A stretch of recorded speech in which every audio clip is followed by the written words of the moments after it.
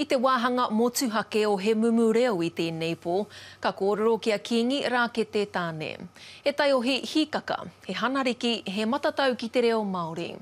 Ko tōna tai o hitanga te kai whakaaweawe I o na whakaaro, he pēheatanga iwi ararawe ki o rātau reo, ki o rātau mita anō hoki. Ko tāna whakautu, mā te hoki anō ki ngā tikanga take ake, a kuima, a koroma. We claim that Māori educational underachievement can be traced directly back to the decision to educate Māoris only in English. It is high time civilised multicultural attitudes took over from the ignorance born of white racism.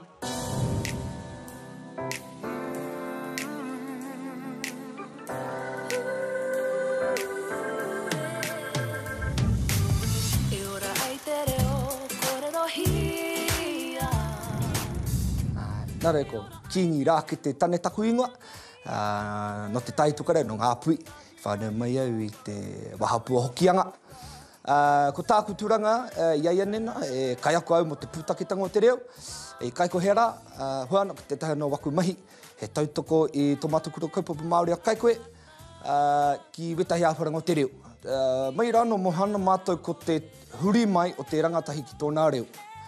Kua tera ko te pīki raru, tahi anu au ka mea pīki. Kua tera ko te raru nui rawake I roto I te kāinga. Ki taku titiro, te mea te hunga kōrero Māori I roto I te kāinga, ko ngā kau mātua, wetahi o ngā mātua, ngari makare noana ki wetahi o ngā taitamariki.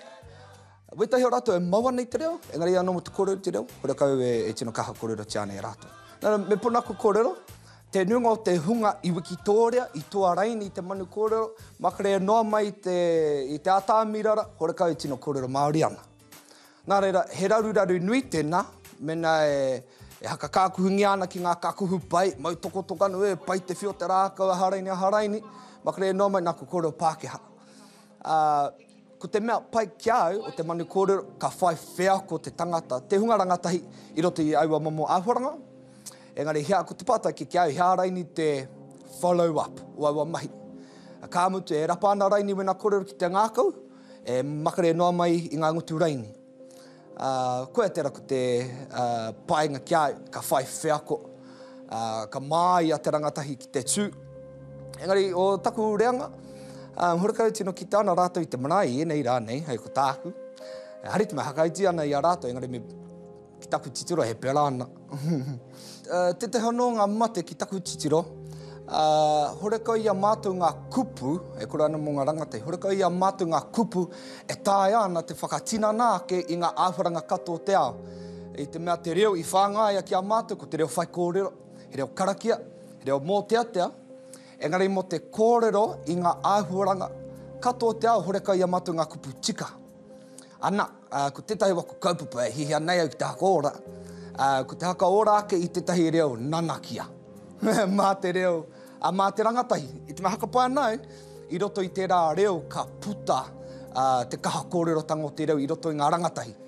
Te reo I o kuklani, he reo rereke, I te mea he reo hauhake kumara, he reo pāmu, huti I ngā hipi, tērā reo ki a rātou, ana, tō mātou nei au, te au noho nei a Kingi nei, he rereke ki te au I noho ia e rātou. Nare me hāngai tonu, te reo, ki te au e noho nei a Kingi, ki te au e noho nei taku reanga. Kia pērā tonu te patare noa o te reo I roto I a tātou. Tētahi anō āhuaranga e āhua kino ana wene kōrero. Engari, tētahi anō āhuaranga o te ao rangatahi, ko te, e hariti me he pūrem. Engari, tērā kaha whai I tēnā wahine, I tēnā wahine, I tēnā wahine. Nā, ui amai te pātai hiaha ngā momo kiwaha, ngā momo kupu, e tika ana, e hāngai ana ki tēnā horopaki ki wera, horopaki e menga nai hau. I te mea haka pāna, mena horekai a mātou e nā kupu, nā, ka me ngātu e nā horopaki ki te reo Pākehā. Engari mo te pakari o te reo, I roto I taku reanga, ki te tuirunga I te marae, hei ko tāku āwha pai ana. Engari mo te ūrāno I ngā tikanga ki te ngāka o tēnā beha kōrero anō tērā. Engari, I te rātonu nei, I tino rangona ngā kōrero mo tēnā mea mo te decolonisation. Nā, ko tētahi rautaki ko rangona nei hau, ko te haka ōrāke I te reo I roto I te hunga rangatahi, ko tēnā mea ko te tomo. Nā, waku kraini katoa I te kāinga I tomo.